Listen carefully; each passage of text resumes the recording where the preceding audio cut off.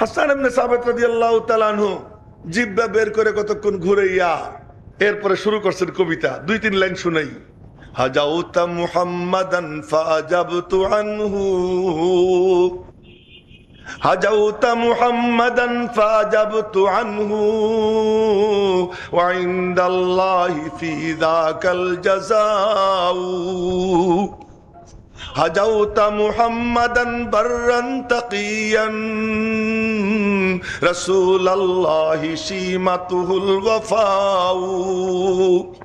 ফাইন্না বি ওয়া ওয়ালিদাতি ওয়া ইরজি লিইরজি মুহাম্মাদিন মিনকুম ওয়াকাউ। কবিতা অনেক লম্বা। হাসান ইবনে সাবিত কবিতা বলে, নবীজির প্রশংসা করে। মানুষে বলে, হাসান তুমি তো চমৎকার, নবীজির প্রশংসা করো। হাসান বলে, না না না, আমি নবীজির প্রশংসা করি না। ওটা কি করো তুমি?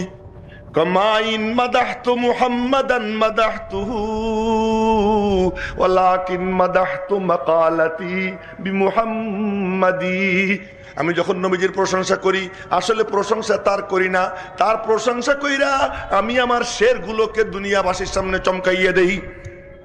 আমার কবিতার মার্কেট গরম হয়ে যায়। আমি ইয়াহিয়া মাহমুদও কিছু বললে নবীজির শানে আমার মার্কেট গরম হবে।